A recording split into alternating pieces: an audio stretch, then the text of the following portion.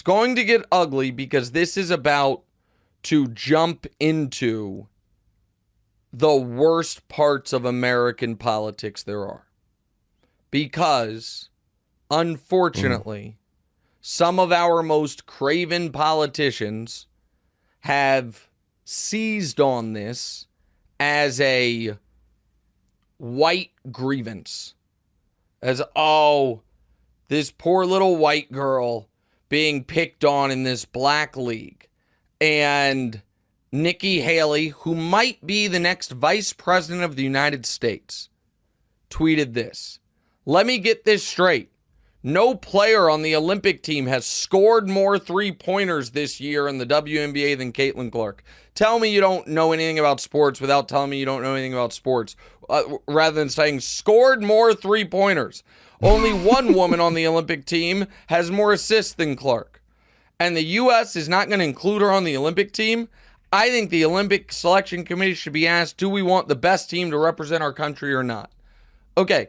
If it is purely have the best team, she doesn't deserve to be there. However, there is a legitimate argument that that is not what the Olympic team is actually. Because if it's purely to have the best team, Diana Taurasi is not one of the 12 best players. Now, Diana doing what she's doing at 42 is remarkable. She might be the greatest player ever.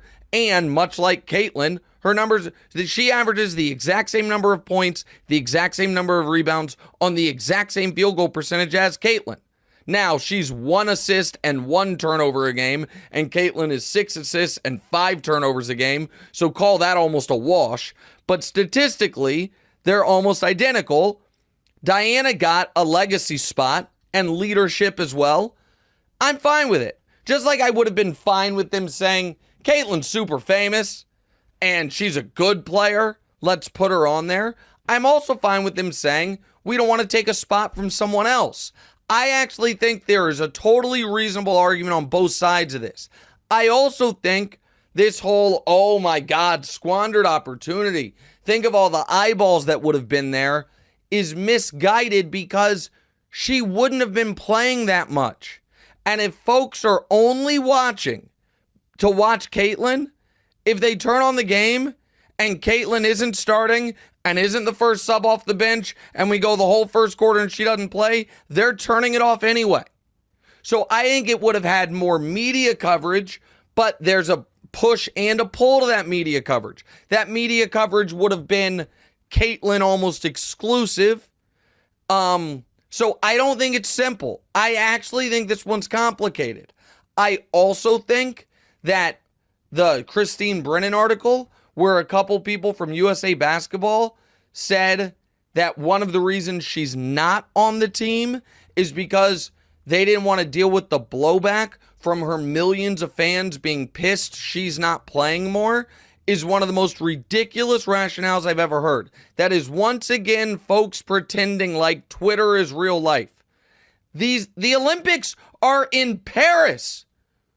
What the hell do you care about what someone tweets from Indiana? Like, oh, we don't want to deal with it. What are you dealing with? Your mentions? Like, honestly, do you think folks, the Caitlin Clark fans, are going to fly to Paris in August and cause upheaval? The Olympic Games because she's not getting run? It's just a dumb argument. Like, what are we talking about? Everyone is scared of mean tweets. So I thought that was foolish.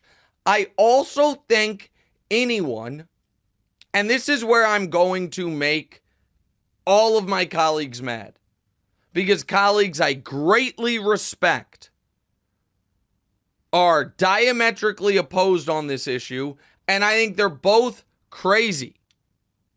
I think that if you get on TV and say it is absurd to even consider putting her on the team, here are the 20 women who are better than her, it is simply about the best 12-person roster, and this shouldn't even be a debate, I think that is being a little disingenuous.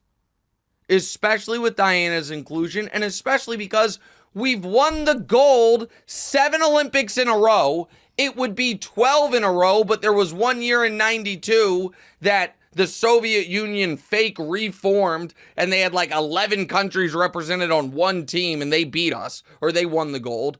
We win every year by 20 points. We weren't going to risk the gold by having the league's 23rd best player instead of the 12th best player.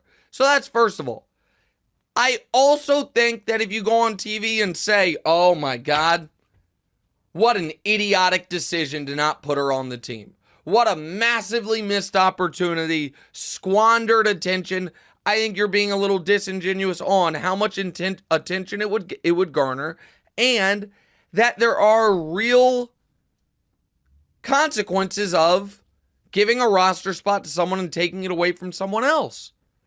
So I actually think this is nuanced. Unfortunately, here's my prediction. At a White House press conference, probably the Ducey guy from Fox News, but maybe someone else, is going to ask the White House spokesperson, does the president have a comment on Caitlin Clark? They're going to say no. And then, in the next 30 days, Caitlin Clark's name is going to be an applause line at a Donald Trump rally. And this young lady didn't ask for that, and she didn't deserve it. But there is a segment of and I am not saying this about Caitlin Clark fans. I promise you I am not. But there is a segment of America that if there is an opportunity to take ostensibly the white athlete's side against the big, mean, bullying black athletes, they will seize to that like moths to a flame. And there are craven, disingenuous politicians that are going to use her as a cudgel in our never-ending culture war. And I think this Caitlin Clark conversation is just going to get uglier and uglier. I feel badly for Caitlin. I feel badly for the women that have helped build the WNBA, that are seeing this, what could be a great moment, consistently hijacked. And I just think it's going to get worse and worse. And by the way, she's an alternate. She's one of the first alternates. And if she gets picked and Ogunbowale from the Dallas Wings does not, when she's averaging 26, 5, and 6, and, has been one of the best players in the whole league this year, it's going to get even worse, man. So, I am pessimistic about our Caitlin Clark conversations moving forward. So, I'm on the record on all of it. We'll see how it turns out. One sidebar thing. This is actually good for Caitlin, the basketball player. A month off. A month off, not in the spotlight. The team, I don't know if you guys noticed last week when I was talking about their brutal schedule, they then had 4 days off and she dropped a 30-piece in her next game. She played poorly this weekend, but they have no more back-to-backs. The schedule softens up massively, and she will end up being more fresh, more rested, and play well at the end of the year. And I think the Fever, the Fever's record's terrible, but 12-team league, and 8 of them make the playoffs. So you don't have to have a great record to make the playoffs. I think they could squeeze into the playoffs. I also didn't like her coach coming out yesterday saying our team doesn't try hard enough. Like that, whenever the coach is like, can't coach effort, a coach knows their seat's getting a little hot. Hey, thanks for watching. Hit the subscribe button to get more from the show, and make sure to click the bell to get notified every time new content drops. Check out full episodes of What's Right wherever you get your podcasts, or just click the link in the description below.